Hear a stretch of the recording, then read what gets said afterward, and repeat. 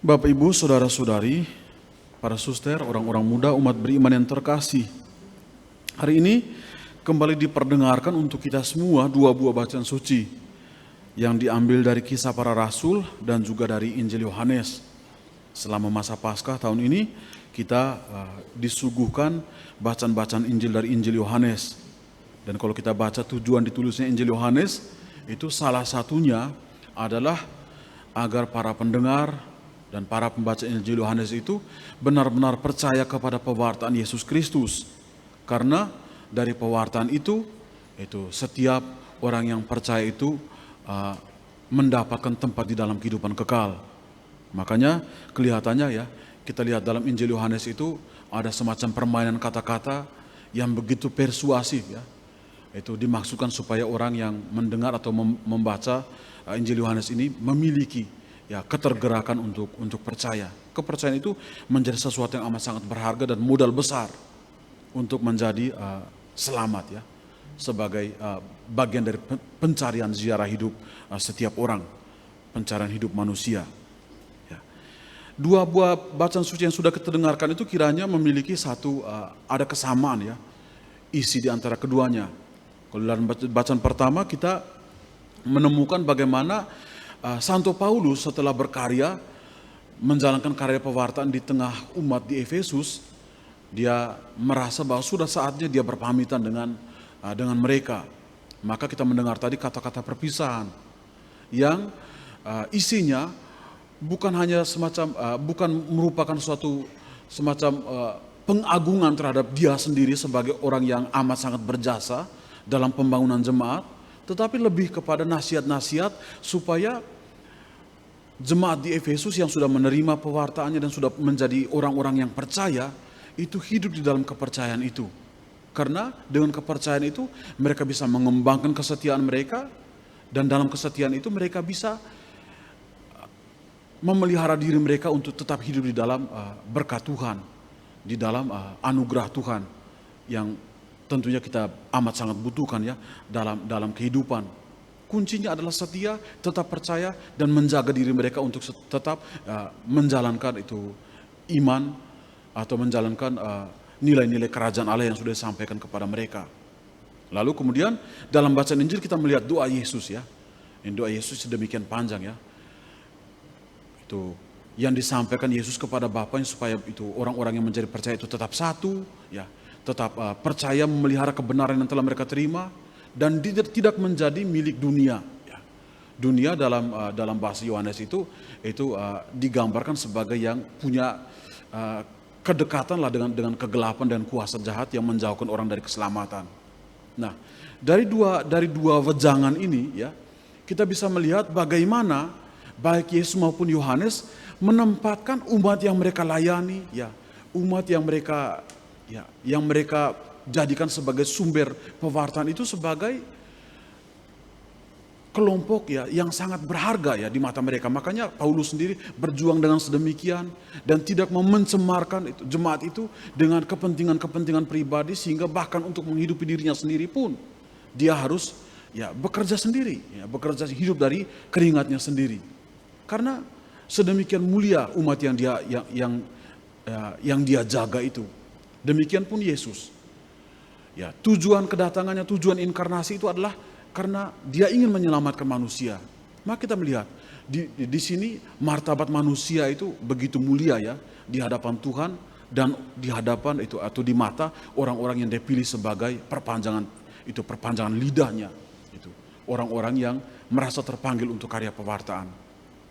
Karena itu Bapak Ibu Saudara-saudari umat beriman yang terkasih ya, kita melihat bahwa sejak dahulu ya, sejak dari Yesus sendiri kemudian dilanjutkan para rasul, kemudian yang kita teruskan dalam gereja ya, dalam kiprahnya sepanjang sejarah, bagaimana martabat manusia itu begitu ditinggikan, begitu dijaga dan diperjuangkan supaya tidak ternodai oleh apapun.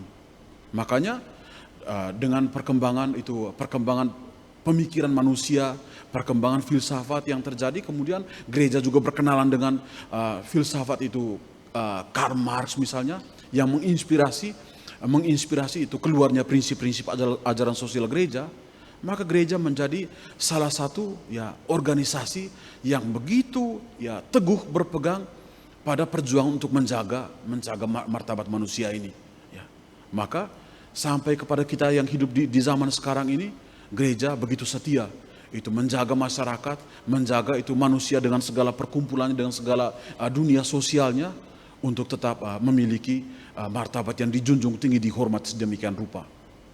Karena itu Bapak Ibu saudara-saudari umat beriman yang terkasih, tema yang kita renungkan hari ini kiranya itu menjadi satu pegangan kita semua, supaya dalam kehidupan kita masing-masing, baik secara pribadi maupun secara berkelompok, kita menjaga itu kemuliaan martabat manusia itu.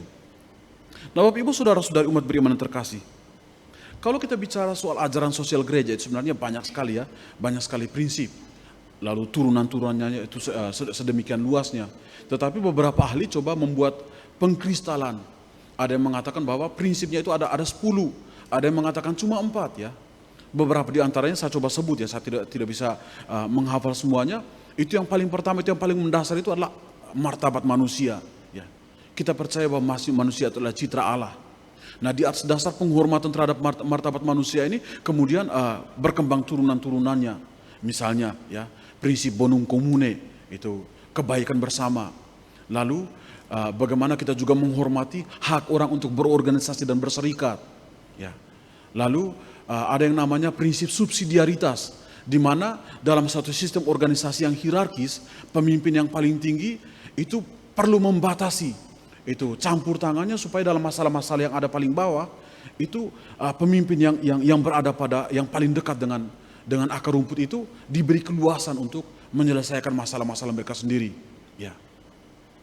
Lalu ya demokrasi juga ya, itu menjadi bagian dari ajaran sosial gereja yang kita perjuangkan.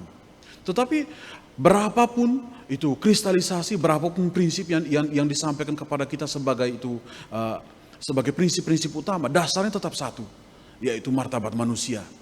Dan kita orang-orang Kristiani, kita mengatakan bahwa manusia itu bermartabat, berharga karena dia adalah citra Allah.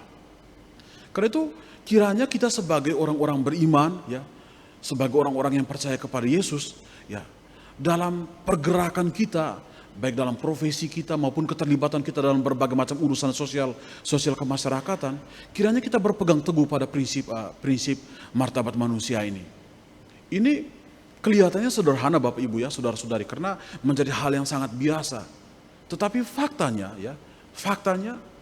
ketika kita berusaha untuk menerapkan itu tidak mudah. Contoh misalnya ya, dalam beberapa waktu terakhir kita mendengar di media massa yang lagi viral, itu kasus-kasus besar itu ternyata melibatkan kita juga orang-orang Kristiani, bahkan orang-orang Katolik ya. Itu dalam perjuangan untuk membangun kemasyarakatan, membangun itu bonum commune, ternyata ya gagal juga karena kepentingan pribadi, karena tidak cukup mampu menjaga itu integritas pribadi.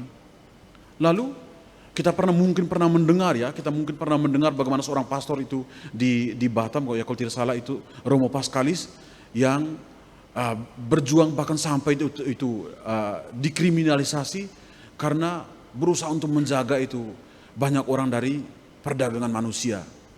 Nah kalau kita bicara soal perdagangan manusia, ternyata Bapak Ibu saudara-saudari, banyak dari kalangan orang Kristen, banyak dari kalangan orang Katolik terlibat dalam itu, ya bisa kita katakan sebagai perbudakan terselubung.